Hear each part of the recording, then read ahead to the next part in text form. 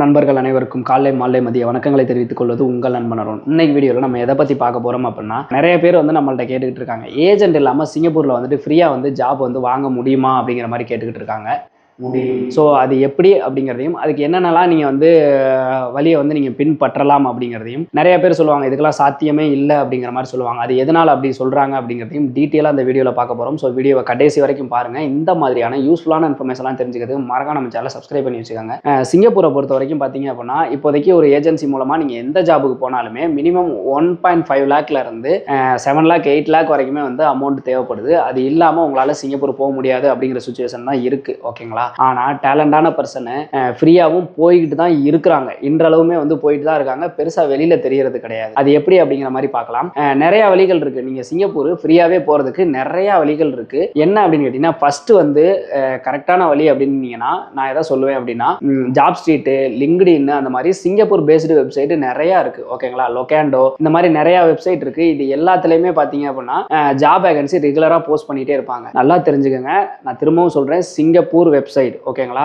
இங்கே இந்தியாவில் இந்த மாதிரி ஜாப் வேகன்சி இருக்க மாதிரியான வெப்சைட் நிறையா இருக்குது. ஆனால் அது எதுவுமே .sg அப்படின்னு முடியாது. ஆனால் சிங்கப்பூர் பேஸ்டு வெப்சைட் எல்லாமே .sg அப்படின்ற மாதிரி முடியும். ஸோ அந்த மாதிரி வெப்சைட் இப்போ ஒரு உதாரணத்துக்கு jobstreet.comனு இருந்துச்சுன்னா அதில் அப்ளை பண்ணாதீங்க. jobstreet.sgன்னு இருக்கும். ஸோ .sgன்னு வந்துச்சு அப்படின்னா அதில் ஏமாத்துறதுக்கு வாய்ப்புகள் ரொம்ப ரொம்ப குறைவு. ஓகேங்களா? ஸோ அந்த மாதிரி பேஸ்டு வெப்சைட்டில் உங்களை வந்து நீங்கள் ரிஜிஸ்டர் பண்ணிக்கோங்க. உங்களோட குவாலிஃபிகேஷனு, எக்ஸ்பீரியன்ஸ் எல்லாத்தையும் போட்டிங்க அப்படின்னா, போட்டு வச்சிருந்தீங்க அப்படின்னா நிறைய வந்துட்டு அது ஆஃபர்ஸ் டெய்லியுமே வந்துகிட்டு இருக்கும். அது எல்லாத்துக்குமே நீங்கள் அப்ளை பண்ணணும். அப்படி அப்ளை பண்ணீங்க அப்படிங்கிற பட்சத்தில் கண்டிப்பாக வந்து அதில் ஏதாவது உங்களுக்கு வந்து வேலை கிடைக்கிறதுக்கு வாய்ப்பு இருக்குது. இது எல்லாத்துக்குமே வந்து பார்த்தீங்க அப்படின்னா அப்ளிகேஷனும் இருக்குது. அதாவது ப்ளே ஸ்டோராக இருக்கட்டும், இல்லை நீங்கள் ஆப்பிள் ஸ்டோராக இருக்கட்டும், இதில் அப்ளிகேஷனும் இருக்குது. அதில் நீங்கள் ரிஜிஸ்டர் பண்ணி வச்சிருந்தீங்க அப்படின்னா உங்களுக்கு நிறைய கால்ஸ் எல்லாம் வரும். ஓகேங்களா? ஸோ இதை பற்றி நான் தெளிவாக என்னென்ன ஆப், என்னென்ன வெப்சைட் இருக்குது அப்படின்றத லாஸ்ட் இயரே நான் வீடியோ போட்டிருக்கேன். திருப்பியும் உங்களுக்கு அந்த வீடியோ வேணும்னா சொல்லுங்கள், நான் திருப்பி வீடியோ எடுத்து போடுறேன். அப்படி இல்லைனா அந்த வீடியோட லிங்கை வந்து டிஸ்கிரிப்ஷனில் கொடுக்குறேன், போய் பாருங்கள். இல்லைனா ஃபர்ஸ்ட் கமெண்ட்லையும் பின் பண்ணுறேன், போய் பாருங்க. ஸோ இந்த வெப்சைட்லாம் நீங்கள் ஃபாலோ பண்ணீங்க அப்படிங்கிற பட்சத்தில் கண்டிப்பாக வேலை கிடைக்கும். இதில் இருக்க மிகப்பெரிய மைனஸ் என்ன அப்படின்னு கேட்டிங்கன்னா, அதில் வர நிறைய வேகன்சி பார்த்தீங்கன்னா சிங்கப்பூரில் இருக்கவங்களுக்கு தான் வரும். அதாவது சிங்கப்பூர் சிட்டிசன் பிஆருக்கு தான் வரும். ஃபாரினில் இருக்கவங்களுக்கு ரொம்ப கம்மியான வேகன்சி தான் வரும். ஒரு உதாரணத்துக்கு அதில் போய் நீங்கள் அப்ளை பண்ணுறீங்கன்னு வச்சுங்களேன், ஒரு 1000 ஜாப் அப்ளை பண்ணால் உங்களுக்கு என்கொயரி ஒரு ஜாப்புக்கு தான் உங்களுக்கு ரிப்ளை வரும். ஸோ இந்த அளவுக்கு வந்து அது கஷ்டமாக இருக்குது. ஆனால்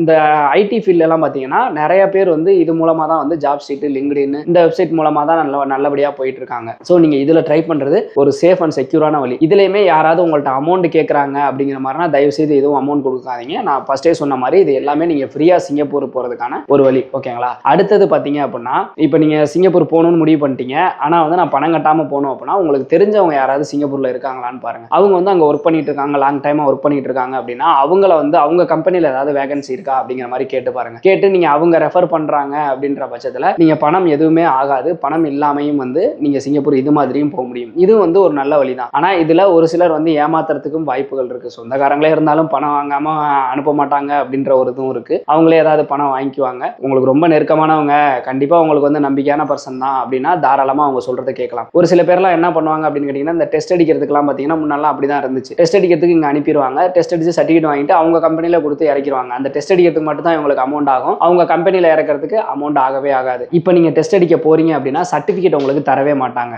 ஸோ சர்டிஃபிகேட் தராததுனால இன்ஸ்டியூட்டில் என்ன கம்பெனி போடுறாங்களோ அந்த கம்பெனி தான் போடுற மாதிரி இருக்கும். முன்னாடிலாம் சர்டிஃபிகேட் கொடுத்துருவாங்க. அதனால தெரிஞ்சவங்க மூலமாக நல்லபடியாக போயிட முடியும். இந்த தெரிஞ்சவங்க மூலமாக ரெஃபர் பண்ணி போகிறது பார்த்தீங்க அப்படின்னா அந்த கம்பெனியில் வந்துட்டு உங்களுக்கு என்ன வேலை இருக்கோ, இப்போ ஜென்ரல் ஒர்க்கர் இந்த மாதிரி எந்த வேலை இருந்தாலுமே அந்த மாதிரி போயிட முடியும். எஸ்பாஸ் இபாஸில் கூட அந்த மாதிரி போகிறவங்கலாம் நிறைய பேர் இன்னமும் இருந்துகிட்டு தான் இருக்காங்க. ஸோ அப்படி போகிறது ஒரு பெஸ்ட் வேன்னு தான் நான் சொல்லுவேன். ஆனால் தயவு செய்து இந்த தெரிஞ்சவங்களா இருந்தாலுமே பணம் எதுவும் கட்டாதீங்க. ஒரு சில பேர்லாம் என்ன பண்ணுவாங்க, இந்த இன்ஸ்டாகிராமில் ஃப்ரீ ஜாப் இருக்குது அப்படி இப்படின்னு சொல்லுவாங்க. தயவு செய்து வந்து அதெல்லாம் நம்பாதீங்க. அந்த ஃப்ரீ ஜாப்னு சொல்லி கொஞ்சம் கொஞ்சமாக காசு பிடுங்குற டீம்லாம் நிறையா இருக்காங்க. ஸோ அந்த மாதிரிலாம் இது பண்ணாதீங்க. ஃப்ரீ ஜாப்னா முழுக்க முழுக்க நீங்கள் ஃப்ரீயாக தான் போகணும். தயவு செய்து வந்துட்டு இந்த இன்சூரன்ஸுக்கு அதுக்கு இதுக்குன்னு ஏதாவது காசு கேட்குறாங்க அப்படின்னா தயவு செய்து வந்து அந்த தப்பை மட்டும் நீங்கள் பண்ணவே பண்ணாதீங்க. அடுத்ததாக பார்த்தீங்க அப்படின்னா, இப்போ வந்து உங்களுக்கு வந்து ஒரு உதாரணத்துக்கு உங்களுக்கு வந்து ஒரு சிஎன்சியில் வந்து உங்களுக்கு எக்ஸ்பீரியன்ஸ் இருக்குது, இல்லை சிவில் இன்ஜினியரிங்கில் ஒரு எக்ஸ்பீரியன்ஸ் இருக்குது, இல்லை மார்க்கெட்டிங்கில் எக்ஸ்பீரியன்ஸ் இருக்குது, இல்லை பேங்க் செக்டார் சம்மந்தமாக எக்ஸ்பீரியன்ஸ் இருக்குது அப்படின்னா இந்த மாதிரிலாம் உங்களுக்கு எக்ஸ்பீரியன்ஸ் இருக்குது அப்படிங்கிற பட்சத்தில் நீங்கள் வந்து இப்போ ஒரு உதாரணத்துக்கு ஒரு கன்ஸ்ட்ரக்ஷன் ஃபீல்டில் ஒரு இன்ஜினியர்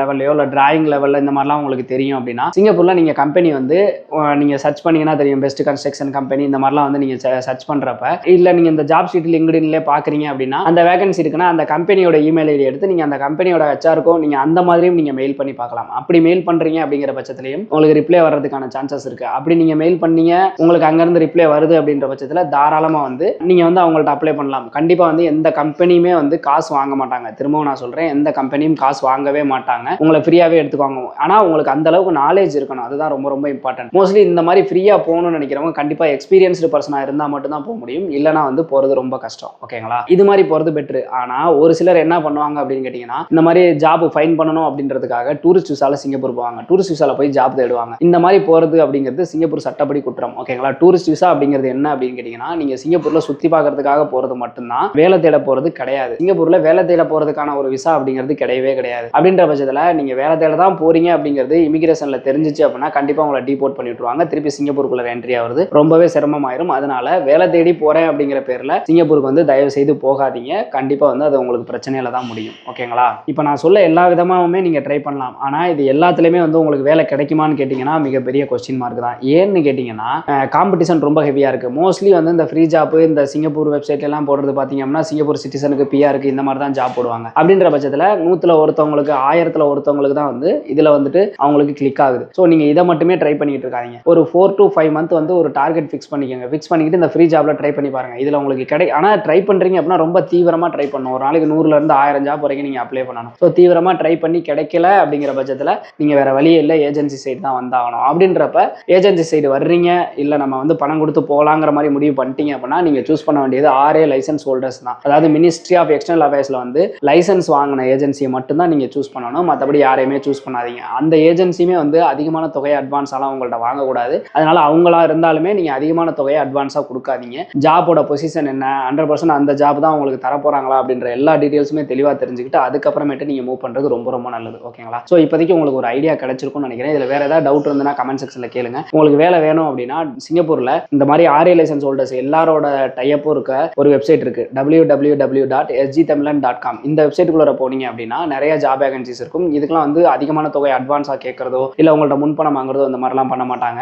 பெஸ்ட் ஜாப் என்னவோ அதை வந்து ஃபைன் பண்ணி கொடுக்குறாங்க. இந்த வெப்சைட்ல போய் நீங்க பார்த்தீங்க அப்படின்னா உங்களுக்கு தகுந்த ஜாப் வந்து இருக்கிறதுக்கான வாய்ப்புகள் ரொம்ப அதிகமாக இருக்கு. போய் ட்ரை பண்ணி பாருங்க. நம்மளோட இந்த QR கோடை ஸ்கேன் பண்ணி நம்மளோட டெலிகிராம் பேஜ்லையும் ஜாயின் பண்ணிக்கிட்டீங்க அப்படின்னா உங்களுக்கு வந்து யூஸ்ஃபுல்லாக இருக்கும். இந்த மாதிரியான யூஸ்ஃபுல்லான இன்ஃபர்மேஷன்லாம் தெரிஞ்சுக்கிறதுக்கு மறக்காம நம்ம சேனலை சப்ஸ்கிரைப் பண்ணி வச்சுக்கோங்க. பாய்.